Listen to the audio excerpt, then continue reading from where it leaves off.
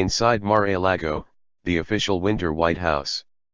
When Donald Trump bought the Mar-a-Lago estate in 1985, the snooty old money locals reacted as if he had beaten a fine old lady to death, and in a manner of speaking, that's precisely what he'd done. The way he conducted the deal was all but extortion and now almost legend.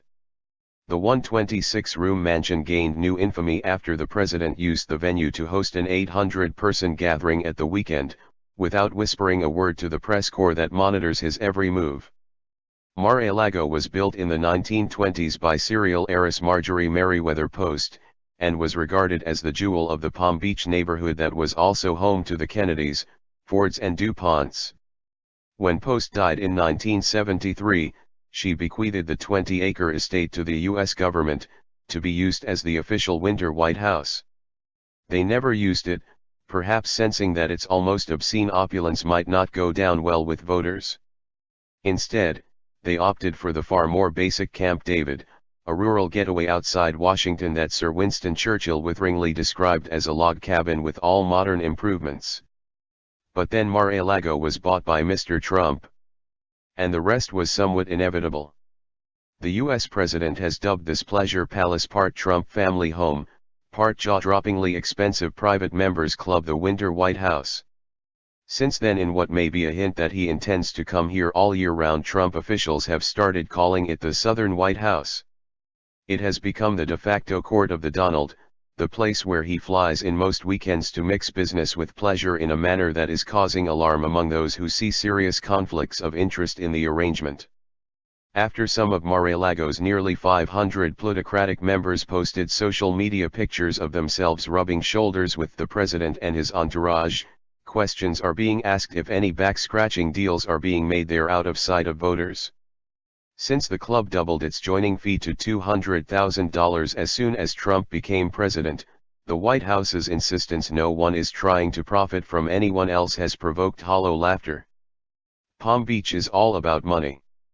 The manicured community of luxury apartment blocks and mansions reputedly has more millionaires than palm trees, and boasts one of the highest concentrations of wealth in the world. The lives of the immensely rich old men and their much younger wives who live there revolve around charity lunches and balls, as well as see and be seen trips to the handful of ridiculously expensive, members-only social clubs such as the Everglades, the Bath and Tennis Club and Mar-a-Lago. In his memoirs, Mr. Trump describes Mar-a-Lago as close to paradise as I'm going to get. What he doesn't say is that his journey to becoming the king of Palm Beach has been far from easy. In fact, the town, whose wasp-white Anglo-Saxon Protestant elite prides itself on being old money, looked down its nose at the brash property developer from the moment he bought Mar-a-Lago, employing his characteristically ruthless business tactics to do so. The 110,00 sq-foot Mediterranean-themed mansion was built in the 1920s by Marjorie Merriweather Post, heiress to a breakfast cereal empire, at a cost in today's money of nearly $94 million. She lavished vast sums on the estate, Spanish for sea to lake, bringing in a famous Viennese theater designer, stone from Genoa, 36,000 antique Spanish tiles and 16th-century Flemish tapestries. Workers used up America's entire stock of gold leaf to gild the main living room with its 42-feet-high ceiling. It had 128 rooms including 58 bedrooms and 33 bathrooms, a ballroom, theater, and golf course. Ms. Post left it to the government on her death in 1973, but, costing $1 million a year to maintain, it was later handed back to her daughters. The smell of mildew and neglect was hanging over the estate by the time Mr. Trump and first wife, Ivana, bought it in 1985 for a knockdown $8 million, with furnishings. He got it so cheap after claiming, incorrectly, that he had bought a neighboring beachfront property on which he threatened to build an eyesore house that would block Mar-a-Lago's ocean view. That drove everybody nuts, he boasted later. They couldn't sell the big house because I owned the beach, and so the price kept going down and down. Palm Beach's snootiest old money club, the Bath and Tennis, reportedly refused to offer the Trumps membership, a slight that some believe fueled his decision, when strapped for cash in 1995, to turn Mar-a-Lago into a club of his own. Mr. Trump made a point of inviting Jews, blacks, and gay couples as members, all of them unwelcome at some older clubs. He claimed stars such as Steven Spielberg, Elizabeth Taylor, and Diana, Princess of Wales had joined, but later admitted he had offered them free membership, which almost none took up. Instead, beauty pageant contestants and rock stars flocked there, horrifying well-heeled locals with their endless late-night parties and concerts by performers including Celine Dion, Billy Joel, and Diana Ross. The clash between Old and New Palm Beach reached a nadir in 1998 when actress Jennifer Lopez and her then-lover, rapper Sean Combs, alias Puff Daddy, stayed at Mar-a-Lago and were spotted having sex in a beach chair in full view of lunchtime diners at the Bath and Tennis Club. There have been even seamier scandals surrounding Mar-a-Lago. Jeffrey Epstein, the billionaire-convicted pedophile friend of Prince Andrew, was a regular visitor. Virginia Roberts, who alleged in court papers that she was encouraged to sleep with Andrew by Epstein, claims strenuously denied by the prince, which were later struck out by a judge worked there as a changing room assistant aged 15. Trump has inevitably put his mark on Mar-a-Lago, making it bigger, grander, and much, much golder. The vast Donald J. Trump dining room was unveiled in 2005 and, dripping in vast chandeliers, was the setting for his wedding to Melania 13 years after his divorce from Ivana. In the years between, he had also married and divorced second wife Marla Maples. Trump has introduced such tasteful touches as a large painting of himself, dressed in tennis whites and looking ridiculously handsome and athletic. The portrait in the imposing library, now a bar, is modestly titled The Visionary. Over the years, Trump has fought a string of legal battles with the town's authorities, including one in which he unsuccessfully fought their insistence he shorten the club's 80-feet flagpole. Last year, he sued the council for what he called deliberate and malicious moves to direct flights from the local airport over Mar-a-Lago.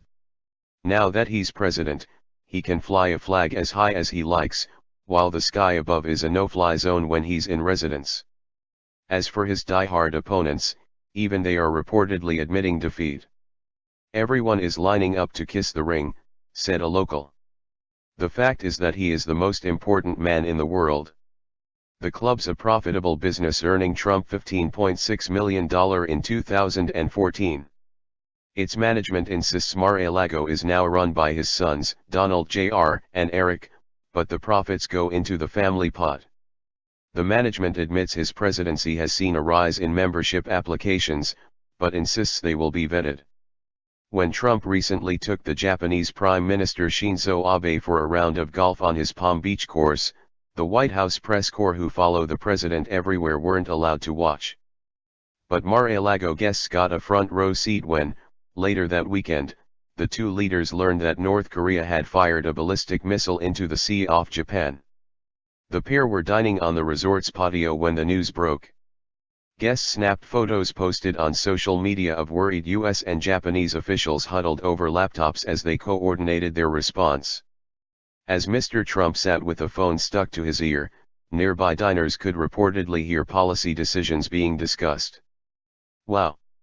The center of the action," commented a club member who posted photos on Facebook.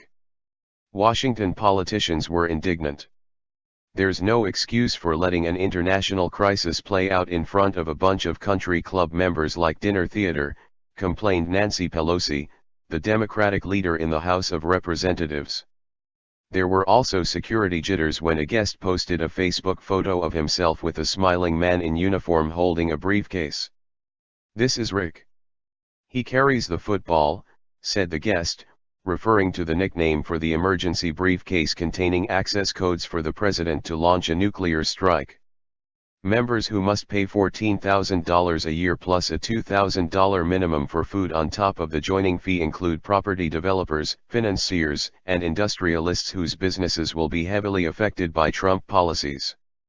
The problem is compounded by the fact that the club doesn't reveal its members' identities, log visitors, or allow public access. As such, say critics, it's an inappropriate place to conduct government business. Yet the Trump camp counters that there's no question of guests having preferred access to the president. "It assumes the worst of us and everyone, and that is unfair," says his son, Eric. The White House has said Mr. Trump will not and has not discussed policy with Mar-a-Lago members, though, embarrassingly, some have already revealed that isn't quite true. So is any deal-making going on? Richard Lefrak, a New York property developer and old Trump chum, admitted the president had recently buttonholed him at Mar-a-Lago about whether he wanted to build the $20 billion Mexican border wall. And at least 3 club members are reportedly being lined up as U.S. ambassadors. Wilbur Ross, a multi-billionaire financier and reportedly another member, will be Mr. Trump's Commerce Secretary. Democrats in the Senate are calling for the members' list to be published. Palm Beach historian Lawrence Leamer insists the cynics are mistaken about the relationship between Mar-a-Lago members and their all-powerful host. These people aren't trying to get access or get him to pass some bill, he told me. They just like being with the president. Right down to its gaudy decor and menu full of dishes named after the great man, the club's always been a celebration of the Donald. Long before he won the election, many guests would visit the club only when he was there. It's primarily a dinner and lunch club, and people pay an extraordinary amount for that, says Leamer. If Trump is there, then they want to be there. It's about showing you're a member of the elite. As for why the president wants to be there, Leamer explains, he needs to be applauded, particularly now when there's so much negativity towards him. He and Melania have received standing ovations on entering the club's dining room. Mar-a-Lago is a place that revives him, says Leamer. Within the confines of the club, he's adored.